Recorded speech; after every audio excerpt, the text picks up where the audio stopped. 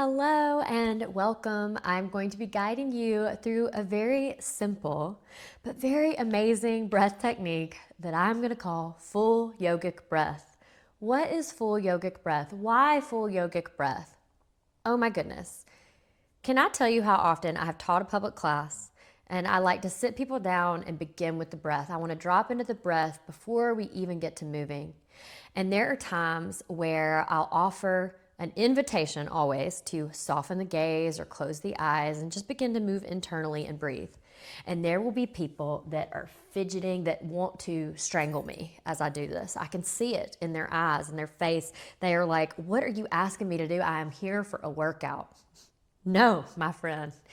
You are here for yoga, and yoga includes the breath. The breath is a crucial, fundamental part of yoga because you are here to shift your energy, baby. And let me tell you, when you shift that energy, when you breathe correctly into the body, you are going to change your life. You're going to change all these systems of the body. You're going to shift your energy, and it is going to have profound impacts. It is going to have profound impacts on your physical body. You want to strengthen your posture. You want to breathe. You want to move about the world more fluidly, more flexibly. Let me tell you, we're going to start with the breath. That's where you got to start. And so often when I'm establishing a breath practice with anybody, what I see is people wish to jump the gun. They want to go straight to the techniques that are going to get them a little bit higher or get them a little bit lower, and they want to skip this one, which is full yogic breath. And we got to talk about the qualities of the breath. We got to talk about the bandhas. I went over that a little bit in my Vayu video. And we got to talk about the inhalation and the exhalation. We got to talk about our awareness. So before I dive into the actual practice, which I will timestamp below, I'm going to just talk a little bit about some of the qualities of the breath. So firstly, what is full yogic breath? Most often, what I see specifically as a yoga therapist is very shallow breathing. Now, this could be a postural thing. It can also just be people aren't as aware of their breath. And so we have a lot of chest breathers in our culture, which means that people breathe about this deep into their body. And if you try that with me now, so let's just try this. Okay, take your hands and place them at your collarbones. And then close your eyes and inhale into your collarbones. Imagine there's gills right here on the collarbone. And then you're going to get a pretty shallow breath, because if you're only taking your inhale to about here and then you're exhaling it out, your breath's pretty shallow. And what's that going to do? It's going to heighten your nervous system. You're probably going to run a little anxious. This is not always, but it is most of the time true. There are some people who do breathe naturally, very slow and very deep. There are all sorts of types of breathing, and there's so many amazing ways that people are working with their breath now. People are biohacking, wearing nasal strips, because we understand that our breath is so tied to our heart rate variability, and so many other functions of the body begin with the breath. But in a yoga practice, what are we doing? What is full yogic breath? Well, it looks like, firstly, just taking your breath down and into the body. So let's try a different experiment. Take your hands and bring them to the sides of the rib cage. And I want you just to think for a second about the actual anatomy of your body, okay? Think about your actual anatomy. And when you're thinking about your rib cage, it moves in 4 directions. And your lungs, they exist in the chest cavity, but they exist in the rib cage. They actually exist also in the back. So let's see if we can breathe 360 into the lungs. Let's start there. Take a breath in and a breath out.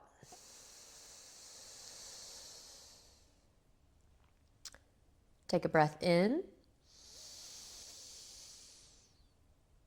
and a breath out.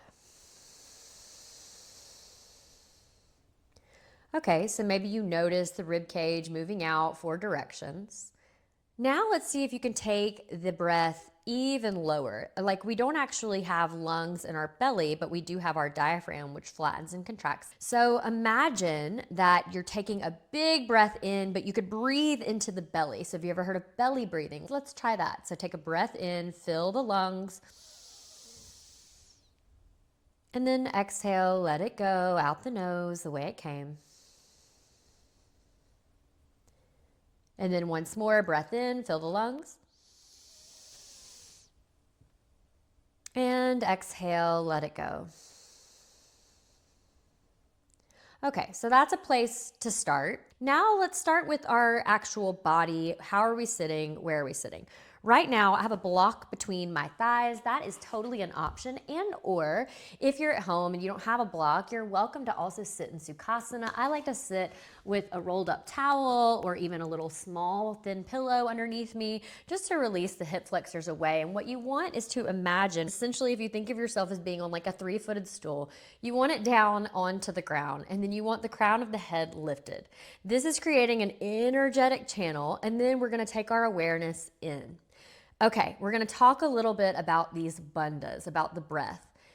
What I want you to do is take your fingers to your hip points and then draw them about 2 inches in from that. And then you can press, and I want you to exhale the breath out.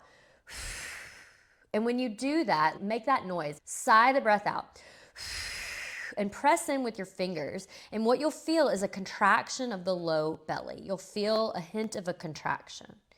So imagine that you're exhaling, and we're thinking about our pelvic floor. Now, women, you're probably going to be a little bit more accustomed to using or thinking about your pelvic floor. Maybe you've done a Kegel in your life or something of that nature. Men, maybe you're not as accustomed to thinking about your pelvic floor. You do, in fact, have one too. What I want you to do is imagine as you exhale, the sensation of the pelvic floor lifting up and contracting. So you're going to exhale the breath out. And then inhale, soften, let that go. And then exhale, hold the breath out. Here you're engaging your Mula Bandha. Sometimes this is cued throughout a practice. Say you do a traditional Ashtanga practice. For the sake of today, I'm not necessarily going to cue it the whole time, but just something to be aware of. Then you have your belly diaphragm. Okay, so we think of the diaphragm and diaphragmatic breathing. That is also very akin to full yogic breath. So if you're familiar with diaphragmatic breathing, pretty similar. You're going to take a breath in, and as you breathe in, that diaphragm flattens and contracts. And then as you exhale, everything just sort of softens back to center. So we inhale and we exhale. And what we can do, or what maybe you've seen in a yoga practice, is somebody who exhales the breath out, and you're retaining that Uddiyana Bandha in the belly. And then the third bandha is our throat lock. So this looks like a little scoop of the chin. So scooping it down, you're lengthening up through the back of the neck, and you're kind of making almost like a double chin. But if you imagine you're pressing, I like to think of it as pressing that bone at the back of your skull. The occipital bone is kind of the round part of your skull. And then you're pressing it back, and that is engaging your Jalandhara bandha. And so you might take your gaze down or soften, and you can engage one or all three of these bandhas at the same time. Then we're going to utilize the breath. So let's begin the full yogic breath practice. We're also then going to move into Vritti breathing. And we're going to use retention on the inhale, and we're going to use retention on the exhale. And I want you to notice how that feels in your body. Okay, to begin, let's start with full yogic breath. Take your hands down to your thighs, roll the shoulders away from the ears, soften the gaze, or even close down the eyes here. Begin by just attuning to yourself, whatever your breath is today, without shifting anything. Maybe your breath is shallow. Can you pull it a little bit deeper?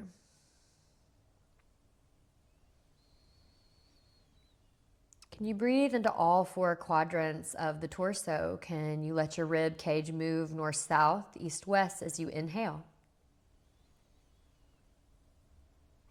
And then exhale, just witnessing that all knitting back together. Let it go. Slow breath in and slow breath out.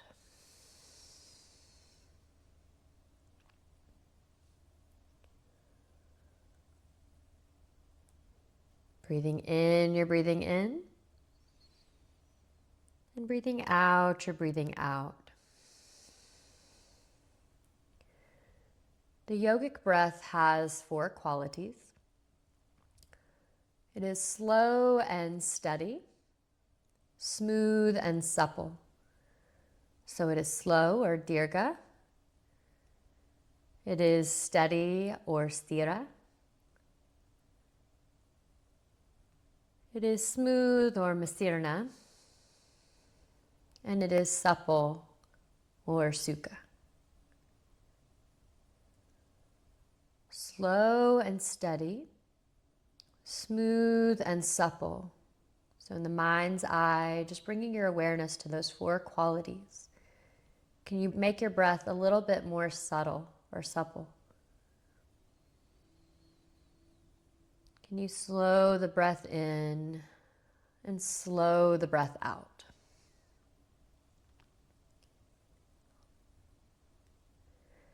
We're going to begin a practice called Vritti. And in this case, we're going to keep it equal ratio breathing. So Vritti means equal winds. And so on the inhale, we're going to breathe in for a count of 4, 3, 2, 1. And then exhale for 4, 3, 2, and 1. Inhale for 4, 3, 2, 1. And exhale for 4, 3, 2, and 1. Continue breathing. See if you might keep that count, or maybe just breathing in, you're breathing in. And breathing out, I'm breathing out. So if counting isn't your jam, just let the mind rest on a mantra. Breathing in, I'm breathing in. And breathing out, I'm breathing out.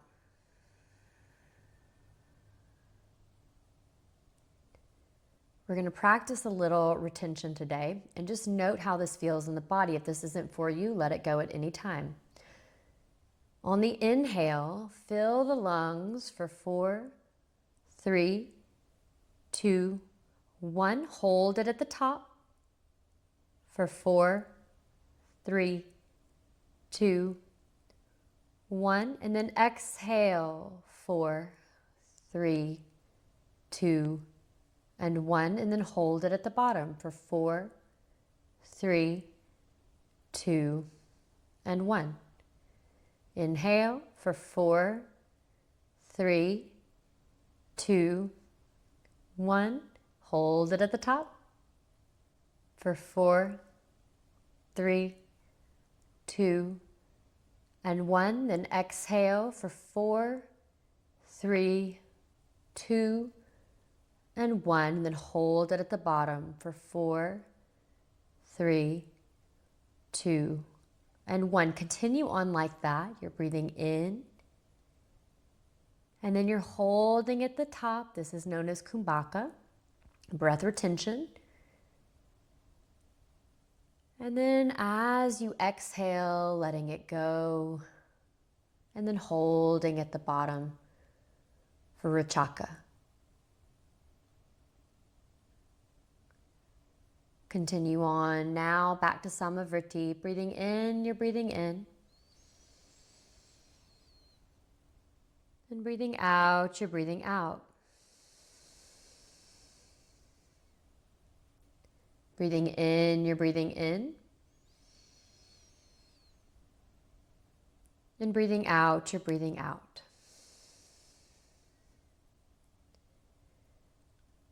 And then just begin to let the practice go. Maybe blink open the eyes and just notice how you're feeling in your body. Let the energy settle for a minute and sense into how that felt for you. Now for some people, you might get a sense of euphoria holding in that inhale. We are lengthening and strengthening the prana in the body. We are increasing our energy. We are holding the breath in, that kumbhaka, holding it in. This is Brahmana in effect, so building and nourishing. We are increasing prana. And then you can exhale, let all of that go. And maybe you notice in the pause after the exhale, in what is known as Richaka, that you are experiencing a calming effect. Some people don't experience it this way. I've been in rooms with people where they have shared that they felt different after one or the other.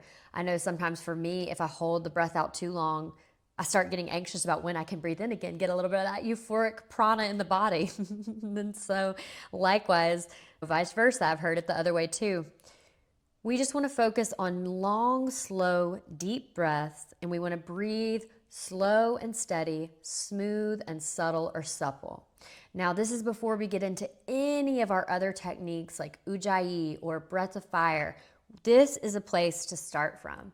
And I can guarantee just a few conscious breaths or just spending some time in your body, breathing a Vritti practice and or just establishing full yogic breath in the body is a beautiful place to start. So hopefully this has been helpful. This is your yoga sip for today, and then we'll move into Brahmana and Langana techniques moving forward.